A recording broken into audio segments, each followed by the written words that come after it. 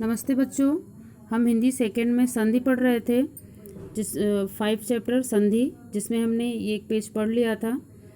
अब आज हमें उसके भेद के बारे में पढ़ना था। जो है आपका भेद है आपका ये संधि के भेद हैं। भेद आपके 5 प्रकार के हैं। स्वर संधि के 5 भेद हैं। दीर्घ संधि, गुण संधि, वृद्धि संधि, यड़ संधि और आयाधि संधि, जिसमें आज हम पहला पढ़ेंगे। इसमें पहला है आपका दीर्घ संधि। दीर्घ संधि, जब ह्रस्व या दीर्घ स्वर के बाद ह्रस्व या दीर्घ स्वर आए तो दोनों के मेल से दीर्घ स्वर हो जाता है, इसे दीर्घ संधि कहते हैं।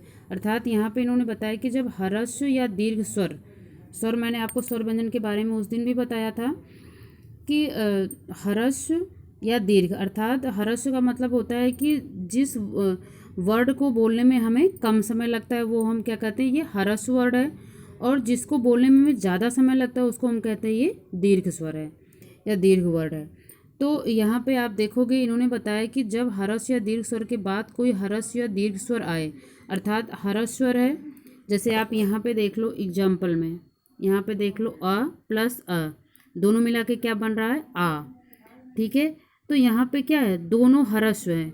हम जैसे पढ़ते हैं अ, फिर दूसरा वर्ड क्या होता है आ, तो आ पढ़ने में हमें कम समय लगा, आ पढ़ने में हमें ज़्यादा समय लग रहा है। तो आ जो है वो ह्रस्व स्वर है और आ जो है वो दीर्घ स्वर है।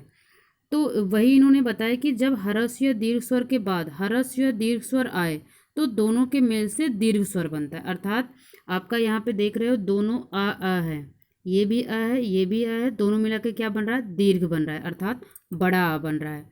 दूसरा आप यहाँ पे एग्जाम्पल में देख रहे हो आ है, फिर ये आपका छोटा है, नीचे वाला जो है ये वाला, ये आपका छोटा है, और दोनों मिला के क्या बन रहा है, बड़ा।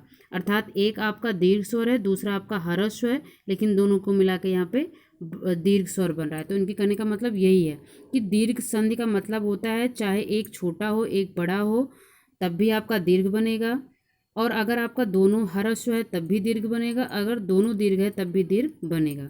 अब यहाँ पे हम एक एग्जाम्पल देखेंगे। जैसे यहाँ पे है क्रम, इसके बाद फिर अनुसार, तो यहाँ पे क्रम प्लस अनुसार, यहाँ पे एग्जाम्पल बन जाएगा क्रमानुसार। क्रमानुसार ये बन गया। अब यहाँ पे देखोगे कि इसी का एग्जाम्पल यहाँ दिया गया था, जो मैं अभी आपको समझा रही थी कि यहाँ पे क्रम जो है वो म के बाद, जाहिर सी बात है जितने भी हमारे व्यंजन होते हैं उसमें आ छुपा होता है। तो यहाँ पे क्रम में म पे आ की मात्रा नहीं, तो जाहिर सी बात है यहाँ पे छोटा आ है। अगर यहाँ पे मात्रा होती, क्रमा होता, तो यहाँ पे क्या होता, दीर्घ स्वर होता, अर्थात आ होता। लेकिन यहाँ पे कोई भी मात्रा नहीं है, तो इसका मतलब यहाँ पे दीर्घ स्वर है, जो कि यहाँ पे लिखा गया है, ये रहा। और इसके बाद फिर यहाँ पे अनुसार में आ है, छोटा आ है, जो कि यहाँ पे लिखा ही गया है आ। अब दोनों को मिला के यहाँ पे क्या बना, क्रमानुसार, अर्थात म पे आ की मात्रा आ गई। तो यही चीज़ इन्होंने बताया है कि छोटा आ दोनों मिलके बड़ा आ बनेगा। एक बड़ा आ है, छोटा आ है, तब भी मिलके यहाँ पे बड़ा आ बनेगा। जैसे आप यहाँ पे नीचे जो आपका एग्जाम्पल है आप देख रहे हो, श्रद्धा प्लस अंजलि, धा में आ है अर्थात बड़ा आ है, जो कि इसका एग्जाम्पल यहाँ दिया गया है। इसके बाद फिर अंजलि, तो क्या हो गया आपका श्रद्धांजलि। तो यही आपका क्या है, दीर्घ स्वर है। इसके बाद फिर हम पढ़ेंगे आगे। यहाँ पे देखो इसका पूरा एग्जाम्पल दिया गया है। यहाँ पे आ फिर आ, जैसे यहाँ पे है सरड़ प्लस आगत अर्थात सरड़ागत। ऐसे ही यहाँ पे देखो ई का भी है, अर्थात जितने भी आप यहाँ पे आपने देखा होगा अभी जो हम पढ़ रहे थे, इन्होंने बस जब ह्रस्व या दीर्घ स्वर के बाद ह्रस्व या दीर्घ स्वर आए, अर्थात यहाँ पे आ, इसके बाद देख लो यहाँ पे आ दिया गया है, इसके बाद फिर यहाँ पे ई दी गई है, फिर इसके बाद यहाँ पे ऊ दिया गया है, इसके बाद हाँ आ ई ऊ और बड़ा ऊ, अर्थात ये 4 आपके यहाँ पे आए हुए हैं, आ ई ऊ, ये 4 वर्ड आएंगे। और इनके बाद अगर कोई भी वर्ड आता है तो वो आपका क्या बन जाएगा, दीर्घ बनेगा। जैसे यहाँ पे आप देख रहे हो रजनी प्लस इंदु, इसका यहाँ पे दिया गया है छोटी ई है, इसके बाद फिर छोटी सॉरी बड़ी ई है, रजनी में न पे कौन सी मात्रा है, बड़ी ई की, और यहाँ पे इंदु में क्या है, छोटा ई है, लेकिन दोनों मिला के यहाँ पे क्या बनेगा, रजनींदु। तो में क्या हो गया, न पे बड़ी की मात्रा आएगी अर्थात रजनींदु। तो ऐसे ही है कि यहाँ पे फिर एक एग्जाम्पल हम यहाँ पे भी देखेंगे ऊ का। अब देख रहे हो यहाँ पे बड़ा ऊ है, जैसे यहाँ पे है वधु प्लस उत्सव, इसके बाद फिर धा पे कौन सी मात्रा है, बड़े ऊ की मात्रा, और उत्सव में छोटा ऊ है, लेकिन जो बनेगा हमारा वो क्या बनेगा, बड़ा ऊ अर्थात वधु उत्सव यहाँ पे लिखा हुआ है। तो ऐसे ही आपका है कि छोटा ऊ हो बड़ा ऊ हो तब भी आपका बड़ा बनेगा। इसके बाद हम अब दूसरा पढ़ेंगे। दूसरी है आपका क्या है, गुण संधि। गुण संधि में इन्होंने बताया कि अ या आ का मेल ई से होने पर, ए ऊ से होने पर, ओ और री से होने पर अर हो जाता है।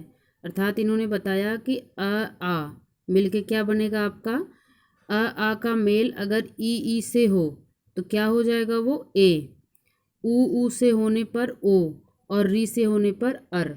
अर्थात यहाँ पे इनके कहने का मतलब है कि पहला वर्ड जो होगा वो क्या होगा आपका, पहला वर्ड जो होगा वो आ या आ आएगा। जैसे यहाँ पे आप देख रहे हो पहला एग्जाम्पल है अ, यहाँ पे जो आपका एग्जाम्पल दिया गया है वो स्व प्लस इच्छा, ठीक है। स्व में क्या आ रहा है अ, और लेकिन उसके बाद क्या आ रही है ई, तो यहाँ पे जो आपका एग्जाम्पल बना वो क्या बना, स्वेच्छा। तो इनके कहने का मतलब ये है कि पहला जो वर्ड है हमारा जैसे स्व है, तो पहले शब्द को वर्ड का जो अंतिम वर्ड है वो क्या आ रहा है, वो क्या आएगा, हमेशा अ या आ आएगा। और जो हमारे बाद वाले हैं जैसे यहाँ पे ई है तो उसमें क्या आएगा, ई भी आ सकता है, इसके बाद फिर छोटा ऊ बड़ा ऊ आएगा, फिर क्या आएगा, री आएगा। ये 3 वर्ड आएंगे। जैसे आप यहाँ पे एग्जाम्पल में देख रहे हो अ या आ के बाद ई आया है, इसके बाद फिर अ या आ के बाद ऊ आया है, इसके बाद फिर अ या आ के बाद बड़ा हुआ है, इसके बाद फिर यहाँ नीचे देख रहे हो अ या आ के बाद री आया हुआ है। तो यही इनके कहने का मतलब है, पहला जो वर्ड होगा वो हमेशा आ या आ रहेगा, जो कि आप यहाँ पे लाइन से देख रहे हो, लेकिन जो बाद वाले हैं वो आपके चेंज हो जाएंगे। जैसे यहाँ पे आपने देखा ही है, यहाँ पे इस साइड में देखो, इधर के जितने भी हैं ई ऊ और फिर री, ये सब आ रहे हैं। तो इनके कहने का मतलब यही था कि गुण संधि में आ या आ के बाद जो मेल होगा ई से, अगर आपका ई से मेल हो रहा है तो क्या बन गया ए, इसके बाद फिर ऊ और ऊ से मेल होगा तो क्या बनेगा ओ, री से होगा मेल तो क्या बनेगा अर। ठीक है, अब हम एग्जाम्पल देखेंगे।